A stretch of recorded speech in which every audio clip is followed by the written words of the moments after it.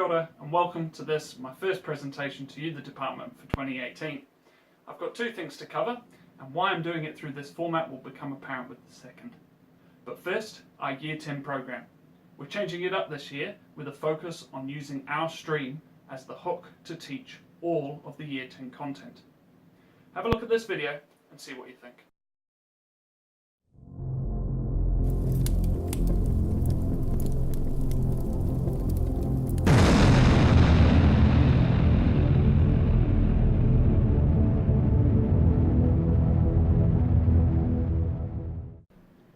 Our stream.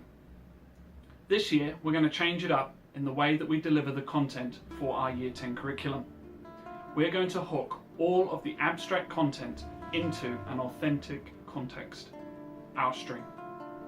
This authentic context will allow the boys to not only see what we're teaching in the real world, but interact with it in a meaningful way.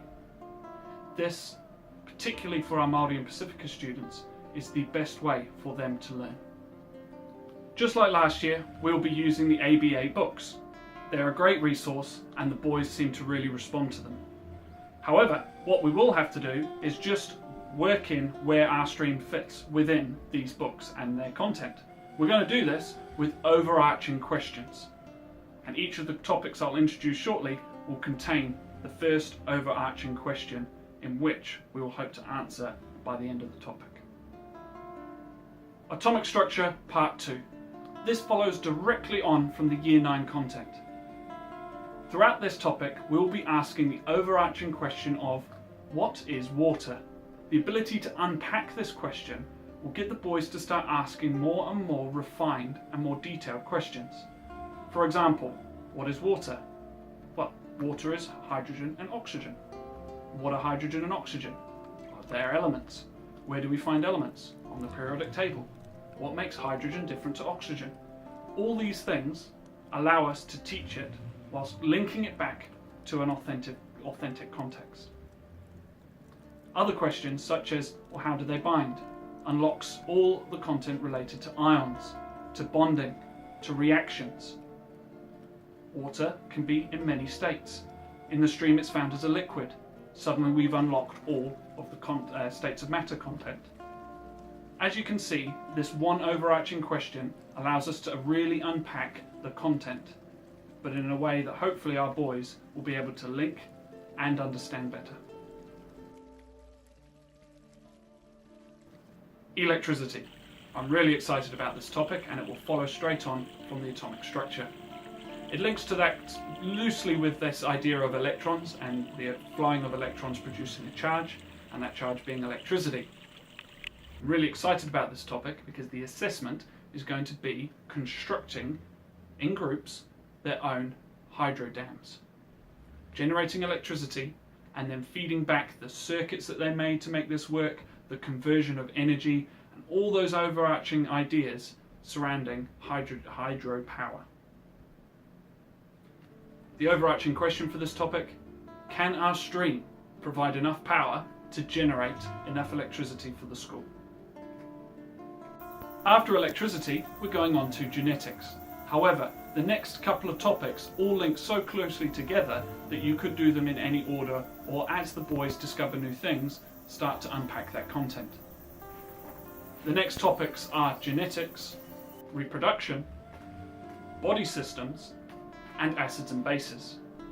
Now, the acids and bases is going to be a short topic, but it allows us to link the atomic structure part 2 into some analysis of our soil and water and the acidity that they may have or the alkalinity they may have.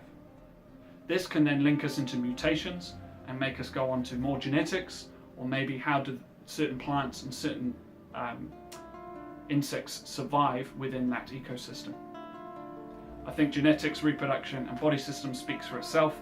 The amount of life down there that we can analyse, understand and unpack in terms of adaptations, reproductive systems, the ability to breathe underwater, allows us to go in any direction and maybe even make it project based for our students. So our stream can be taught using the books, linking it just loosely to the stream, or going whole hog like I plan to and getting down there most lessons and trying to unpack the real life science we can see in our everyday world. I'm really looking forward to this year. I hope you are too. Please, I open it now to questions. On to point number 2. This year I will be using flipped learning. I will pilot it with my year 10s and look to expand it through to my other classes when I see how it goes. It is quite a daunting thing to put the emphasis on the teaching of content at home and then in the classroom, having that more one-on-one time with your students. There are 2 simple ways I'm going to achieve this. The first being using videos. Videos are quite easy to make with all the technology we have these days. For example, the one that you're viewing right now is done on my Samsung smartphone. I bought $16 worth of green paper and stuck it on a wall. I've got free software on my computer that allows me to edit videos. I'm generating content. I will introduce flipped learning to you using the more simpler method, using Microsoft PowerPoint. I hope you enjoy. Right, so this is the most basic way you can flip your classroom. Taking your already made PowerPoints and simply putting a commentary over the top.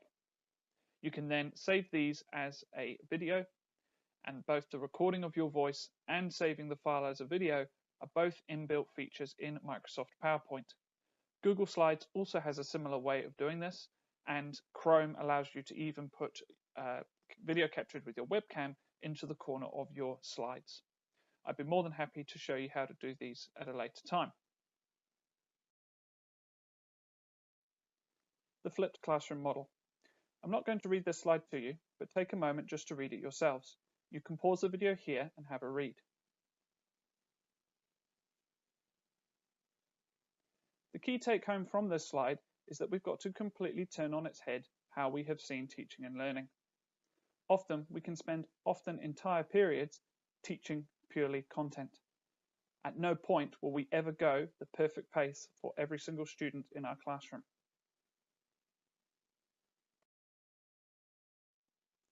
Here are the major advantages of flipping your classroom. Again, I'm not going to make you read these. Pause the video now and read them yourself. This simple fact of me making you pause the video and reading them yourself allows the video to become slightly more interactive. I think you'll find that the take home from this slide is that many of these fit beautifully into our school's vision statement.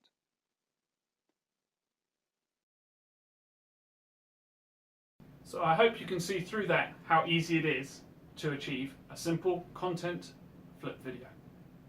These are some of the key aspects that I want to focus on. Particularly that it is impossible to deliver content at the pace, at the level that every student in your class can absorb. We have classes of upwards of almost 30 students. Never, and it's just impossible to assume, that all of those students will be taking in content as you are trying to deliver it in front of a whiteboard. The ability to pause, repeat, rewind a video is hugely powerful in itself. However, where flip videos really truly come into their own is how that you use that content video as the starting point for your classwork. So hopefully through this little video you've gleaned just a little bit of where I'm going as of 2018. In my opinion, and over the summer I've been doing a lot of thinking about, what do our boys come to school and how should they leave this school compared to how they entered. And all the research that I've been looking at and doing has really talked about, are we making critical thinkers?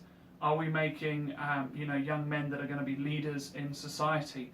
Or are we just creating people that can just regurgitate answers, regurgitate content of the already known?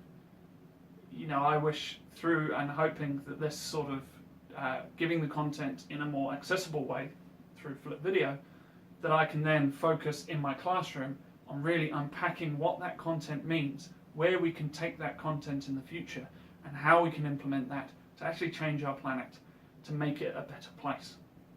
So I'm more than happy, and we'll open it up to questions now. And all the best for 2018. I hope you have a fantastic year. Cheers.